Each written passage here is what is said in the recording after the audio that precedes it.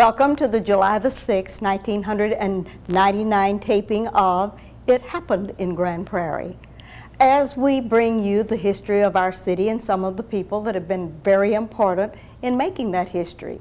And this is our history tape number 370. And that's a good way down the pike, but the young man that we have on the dais today has been invited for more than 5 years to come and be with us, and finally his schedule got just real squared away, and he's with us today, and that is the Honorable Robert Thornton. Welcome to the set, Bob. Thank you, Ms. Jackson. We're just so glad to have you with us today, and as a past member of the City Council, we really did want to document your family, and we're just so thankful that you came today to share your life with us. And what I'd like for you to do, with your permission, is to look out into your camera and tell us about the real Bob Thornton, and starting with where you were born, your parents' names, and anything about your early genealogy. Well, let me first of all thank you, Ms. Jackson, for the opportunity to come and be on your show today. And I do kind of apologize. We were having a little hard time getting this schedule, but we finally made it, and I appreciate that. Sorry my wife could not be with us today. A little bit about my past history, I guess, Ms. Jackson, was that I was born in Hamilton County. And I think you know where that is, being quite familiar with Prairie, Texas. Yes. And that's a little spot down from Grand Prairie down toward Glen Rose, Cleburne, and then down into Hamilton County. And I was born there, and I was raised there, and I lived there until 1957. When I graduated from Hamilton High School at that time. All right, now name your parents. Well, my parents were Mr. and Mrs. William Henry Thornton. And my grandfather also was living. I can barely remember when he was living, but I had a few years with him when I can remember that. He originally come out of Bell County, which was down around Gatesville and Belton, down in that area. And then they moved up into the Hamilton area, and that's where they spent most of their time. And my mother also was from that area. She was a Smith before she was. What was her given name? Lena was her given name. Right. And so, as I said, I went to Hamilton High School there and graduated in 1957, and certainly had what I consider to be a good country childhood. All right. As many of us have had. So. And what did your dad do for a living? Basically, he was kind of disabled. He was in World War I, a little bit disabled, but he did do some farming. All right. There in Hamilton County area. Oh, that's for great. A short period of time. Did you get to help on the farm any? No, we moved into the big city of Hamilton from the farm.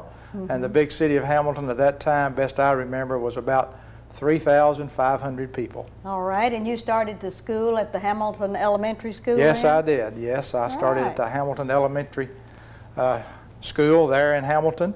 It has since been named the Ann Whitney Elementary School in Hamilton. That was named after I had moved out and gone on into high school. But you have any real wonderful memories of that old elementary grades, or special teachers, or someone that really did spur you on? Well, yeah, I guess you always have some of those memories, Ms. Jackson. I remember my first grade teacher. I happened to live right across the street from well, at that time, Hamilton had two elementary schools. They had an East Ward, they had a West Ward, and I was fortunate enough to go to West Ward because that's where all of us good kids went. The smart kids. Right. So, but anyway, we lived right across the street from West Ward, and certainly I got to walk to school, and I can remember, the first days of Ms. Scoggins being my first grade teacher, and Ms. Emery being my second grade teacher, and then as we moved on through, some of those I have forgotten, but certainly Ms. Emery, my second grade school teacher, I still remember because her son graduated with me from Hamilton High School, and he presently is in San Antonio. He's a pretty good artist at this point in time, and so I can remember Ms. Emery and that family quite well. Did you have any brothers or sisters? Yes, I did. There were 6 of us in my immediate family. There was 3 boys and 3 girls, and I was the youngest. And we have today, my oldest sister is still living, and myself, so there's only 2 of us left out of the 6. All right, and name your sister, and where is she? My sister is Pearline Hale. She is living in Mesquite at the present time. She lived many years in the Pleasant Grove area, but she now lives in the Mesquite area. So she's nearby. That's nice Yes. to have the family close, Yeah, isn't it? yes, it is. Very All good. right, and then from your elementary grades, and now that we know about your brothers and sisters, tell me about going on into high school from that West Ward. Well, at that point in time, both schools come together into the high school, and of course into Hamilton High School, and I went into there as a freshman, and certainly I had the opportunity, as most of us did that grew up in a small school, to be very active in athletics. All right, what'd you do? Well, I tried to do it all. Didn't do any of it very well, but I was fortunate enough to be able to play as a freshman some football and some basketball, and later on in the high school we were able to get a baseball team. I was able to do a little bit of that, but mostly concentrated, I guess, on football and basketball. And from there, I remember some of those high school teachers very well. Also, you always remember your coach, especially during the senior year when you have a good high school record. We were fortunate enough to go 10-0 that year, and didn't win the 11th one, but we won 10. And his name was Kenneth Scott, and he was from down around the Stephenville area, and he was our coach there in Hamilton. So made an impression on you, didn't he? He made a very good impression on me, and in fact, so much that my oldest son is named after Kenneth Scott. So, sure that is great. Yeah. That is great. And in your academics, was there a favorite subject or two or three, or were you mostly into athletics? Well, I can't remember any of them as being my favorite subjects, Ms. Jackson, but I guess I took kind of what I had to take. And one thing that I did not take that I should have taken was typing. I see. I never took typing. I thought that was for the young ladies to do that. Oh, yeah. So I never did venture into the typing class.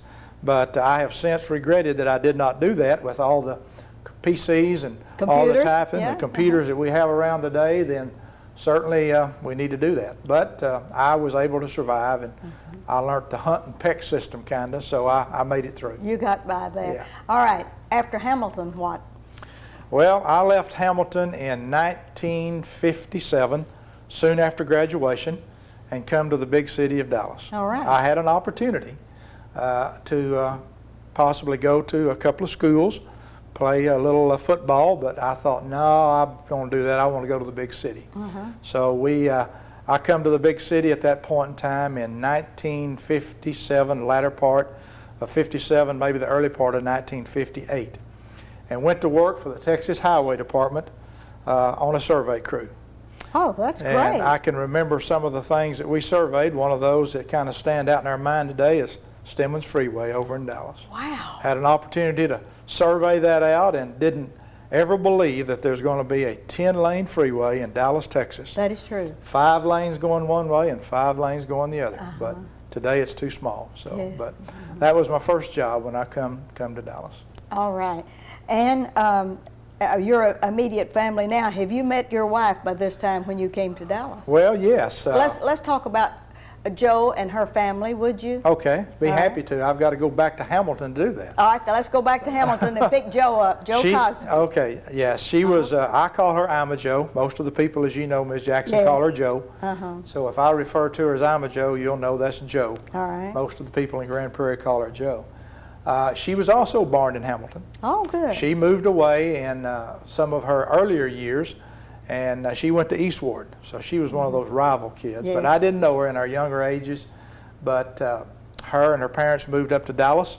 Her dad went to work at the Ford Motor Company in Dallas for a couple of 3 years, and then they moved back. And I believe at that time she was probably a freshman in high school, and we kind of got acquainted and started keeping company a little bit. Yes. And so we started dating rather heavily, I guess, probably in maybe sophomores in high school. Yes. And then we were, after I come to Dallas, she had already made her trip to Dallas, and we were soon married not after long after that. All right, and y'all settled in the Dallas area. What brought you to Grand Prairie, Texas? Well, that's just kind of a happening and coincidental, I guess, Ms. Jackson, because back, I guess that was in probably early 1950, middle part of 1958. We were coming back from down at Hamilton one weekend. We'd been down to visit the folks, and kind of drove through Grand Prairie. We're just kind of thinking that we might try to buy a little house, and So we drove through Grand Prairie, and at that time Carrier Parkway was not much more than a 2-lane little road. Right. Going- It was kind of 10th Street. Yes, it wasn't was. It was kind of small, but we drove out there and found our former mayor, Mr. Weems, and his son was selling some homes out in Sharpston Heights. Yes. And we were able to find one that we liked and found one that we could afford, and that's how we ended up in Grand Prairie. We bought our first home out on Blueberry Lane, right off of Carrier Parkway today. At 717 Blueberry. And that is a good spot to bring you to Grand Prairie, Texas. Yep, that brought us to Grand Prairie. And what were you and your wife doing for a living then when you came to Grand Prairie? Well, were you still with T-Dot? No, well, I was still with them at that point in time. She had worked some at Collins Radio over in Dallas. All right. As back in those days, I believe we called them telegraph operators. Yes. And she was doing that. But soon after we got to Grand Prairie, well, we had already had our first child. We were married in March of 1958, in March, and about December the 24th of 1958, we had our first son. Yes, So and his name? His name is Robert Scott. We call him Scott. Robert Scott. And that goes back That to my goes high with school coach, Kenneth Scott. I just love that. That's wonderful. So we had already had Scott at this point in time, and Scott was about a year old whenever we come to Grand Prairie, and probably in December of 58, I believe is when we moved to Grand Prairie. All right, now we have you and Joe. She's working at Collins Radio, and you're still with T-Dot. Whatever happened to all of those jobs? I know that you've not been doing that your entire life. Well, that's right. I stayed with the Texas Highway Department for about 5 years, and she gave it up. She wanted to stay home with Scott, so we were able to pinch our pennies and make that happen. And she had since quit. Driving back and forth to Dallas was not worth worth the travel. So I had later at that point in time, I moved over to the Rath Packing Company and worked for Rath Packing Company for about 5 years over in Dallas area also. All right. And then after that, I moved out to the American Can Company here in Arlington and worked for them for about 5 years. And then after that, I wound up with the IBM Corporation, went to work with IBM in 1967, of October 1967. And I was fortunate enough to be able to stay in Dallas with IBM for 30 years. Oh, that was wonderful. And you retired from IBM then in what year? I retired from IBM December or 1st of January 1998. So I've been retired about a year and a half. Just long enough to get your feet on the ground. That's right. Pretty Just well. Long enough to know that I'm enjoying it very well. Well, in all of that time, we must get the names of the rest of your children, because we have Scott down here alone, and I know you have more than that. And I know that Mr. Tovar has a wonderful picture of your family at a most recent family wedding. And when he puts that up on the screen, would you name those for us? And Louis, we're ready for that wonderful picture. I'll be more than happy to. This is one of the pictures that I found that was the most recent, and this was our youngest son, Shane, with his bride, Cindy. And if you'd allow me, I'll start over on the left, and that's Charles Buffington, our son-in-law. Yes. And then comes Tammy, or Tamara Don, but we call her Tammy. That's our daughter, who's in between Shane and Scott. And then my wife, Jo, or I'm a Jo, she's holding our youngest grandson. That's Rollin Buffington. Give us his name again. That's Rollin. Rollin. Rollin, R-L-L-I-N, Buffington. How darling. The fifth. The fifth. He is a fifth. Okay. And then, of course, Cindy, the bride, and then Shane is there. Shane is our youngest son. He's presently employed with the South Grand Prairie Independent School District. He runs a planetarium out at South Grand Prairie High School at the present time. And then Tana, our granddaughter, and then the little one there by her is our youngest granddaughter, who is Laurel. And then Austin is the next one, and then Audra, who is a senior at South Grand Prairie High School this coming year. Austin will be a freshman at South Grand Prairie High School. And then our daughter-in-law, Sharon, is the last one over on the right-hand side. Sharon is a special education teacher at Truman Middle School here in Grand Prairie. Oh, that is... So that's our clan, Ms. Jackson. Oh, that is a wonderful grouping. And that was that recently?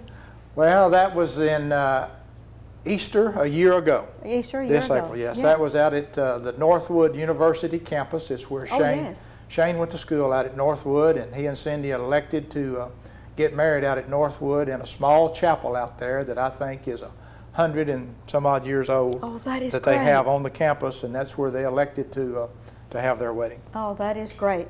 Thank you, Mr. Tovar. We appreciate your putting that up so that we could get to your family without a lot of Appreciate the opportunity. of hassle. But now, when you get all of these together, you have kind of a whole big bunch to feed, don't you? Well, yes, it's a little bigger. It seems to have steadily gotten a little larger from year to year. But we enjoy getting them all together and having the kids around, as you well know. From about 1958 until this date, or 1959-ish, you've been in Grand Prairie, Texas. Yes, we've been here. We moved here in December of '59, so I guess this year will be 40 years, Ms. Jackson. That doesn't seem possible, but isn't that wonderful? And during that 40 years you've been in Grand Prairie, you've been just greatly involved in the community and have done a lot of community service. What was your first community service, the school board?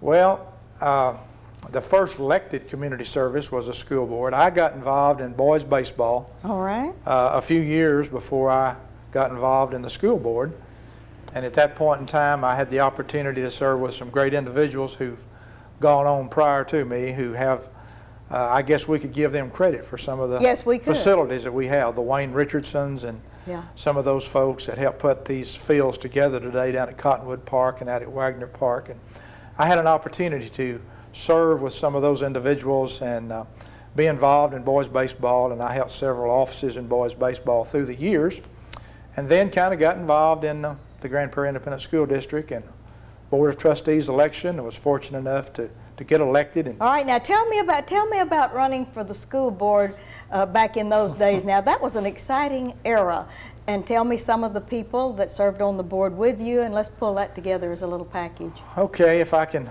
remember all that, if my mind hasn't slipped me, but that was I was elected in 1976 to the Grand Prairie Independent School District Board of Trustees, and at that time, myself, Alan Brown, went on together.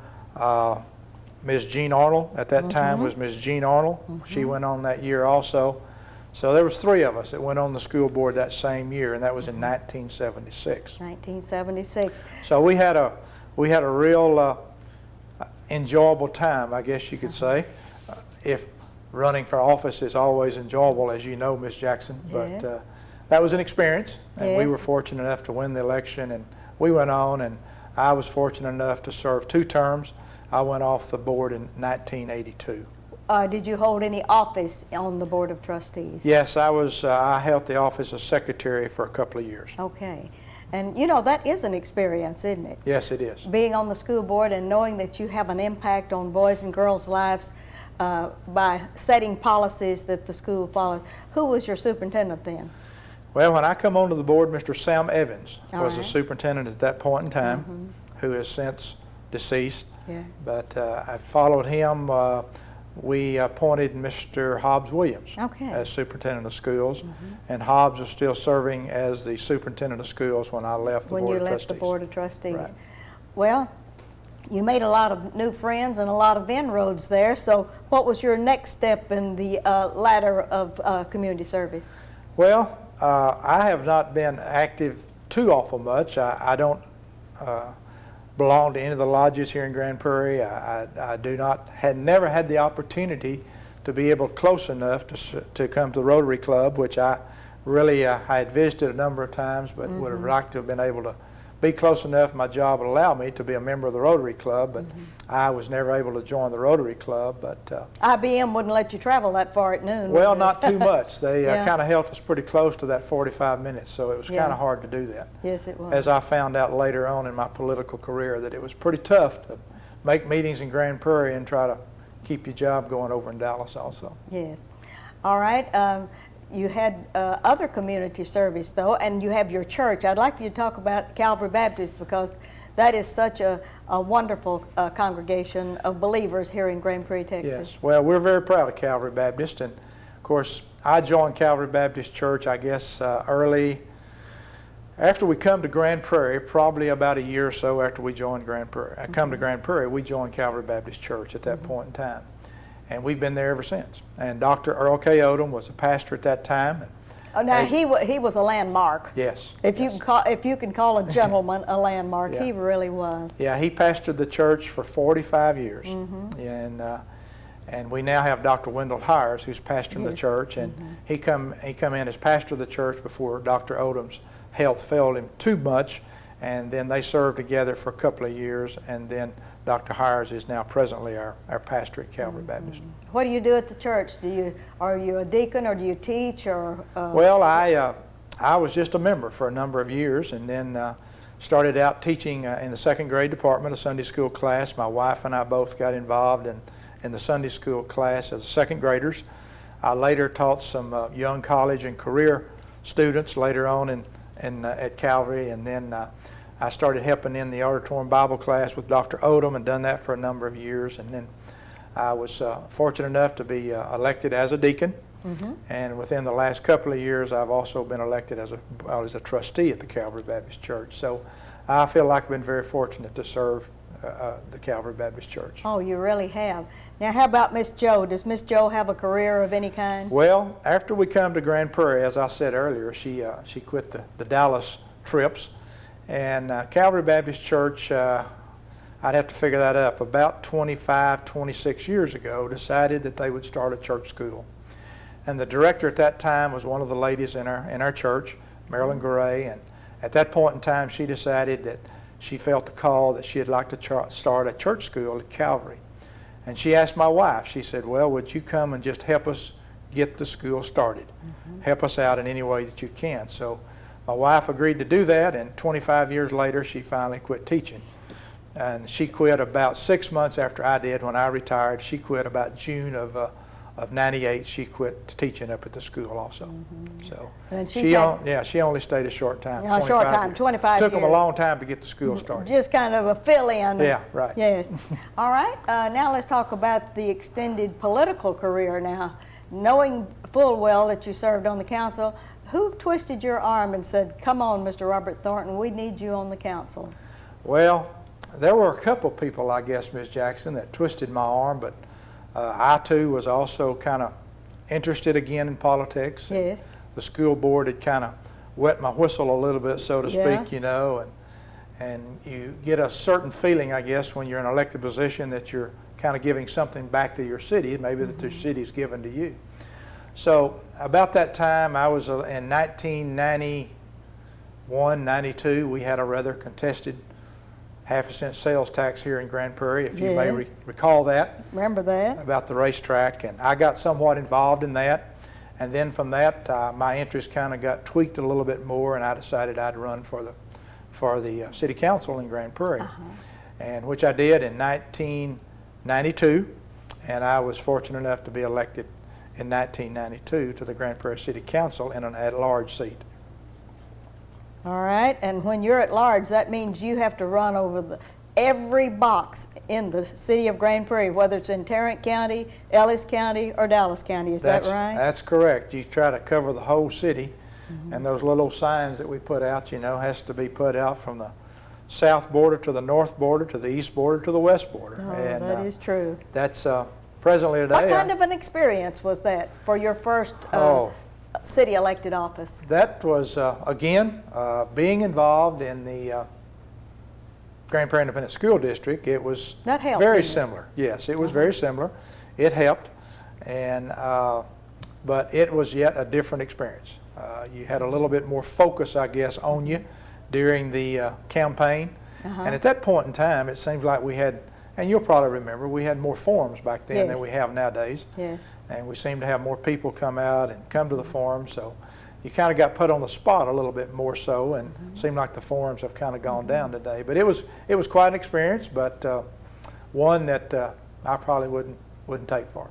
All right, now you were elected Mayor Pro Tem. Yes, I was. I was fortunate enough to be elected Mayor Pro Tem, and that same year, Mr. Charles England come in as our mayor. As your mayor. That same year that I was elected in 1992, and then I had known Charles. We used to live kind of side by side out on Blueberry Lane. He lived a couple of houses up from me, so it just so happened, I guess, that we both kind of got interested in in the city council the same year, and then he was elected mayor. I was elected at large. And I was fortunate enough to be elected that first year on the council as mayor pro tem for Charles at that point in time. And it wasn't long after that that you decided that you had had enough of the city council going back and forth over to your job and et cetera.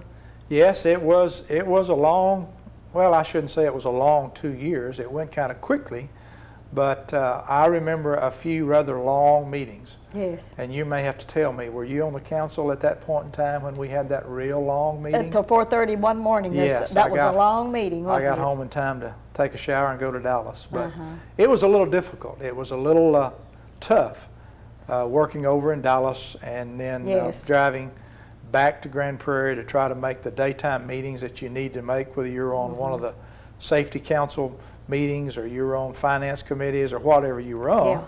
And I just always felt, I'm sure that you're well aware of, if you're going to serve on them, you need to try to be in attendance. Do your homework too. That's right. And so it got to be a little rigid.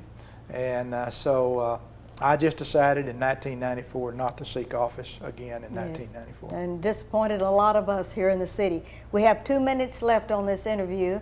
I'd like for you to just tell us, what on earth does someone do that's been everything nearly in town and then retires? What are you doing with your life? Well, I'm enjoying it, Ruthie. Yeah. I sure am. I did not know when I went into retirement, I said, well, I didn't know how I was going to be able to adjust, but luckily I've adjusted out real well. I just find that every day's a Saturday, you know, and to do that. Except Sunday. Well, that's right. Yeah, every day's a Saturday except Sunday. Except Sunday. Okay. But it's nice to not to have to get up on Saturday and fight that yard every day, all day long, and get everything done on Saturday that you used to try to do on Saturday. Now you've got 3 or 4, 5 days during the week that you can do those things. But I'm enjoying it. I haven't picked up golf yet. I've had some people trying to encourage me to get out and play golf a little bit with them, but I haven't tried that since I was in high school. So, but I did go out the other day and drive my grandson around on one of the carts. So I'm getting closer. You're getting closer all the time, aren't you? So I've enjoyed it, and we're enjoying it together. And you're enjoying living in Grand Prairie. I hope you will be here a long, long time and not going back down to Hamilton. Well, we talk about it. 1/2 minute. We talk about it, but it's never been too serious. Oh, well, Talks. good. Oh, just as long as the grandkids are in Grand Prairie, we'll probably be pretty close. You'll probably stay here. Yeah. Mr. Robert Thornton, it's just been a delight to have you on the dais today and to be able to document a little bit of the history of a very important family that's come to Grand Prairie and is still contributing to us. And we want to thank you for all you've done for Grand Prairie and what you'll continue to do. And it's been a great effort to get you here, but it was worth it. Thanks, Ms. Jackson. Appreciate it.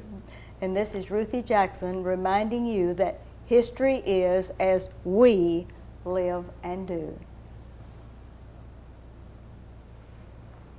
And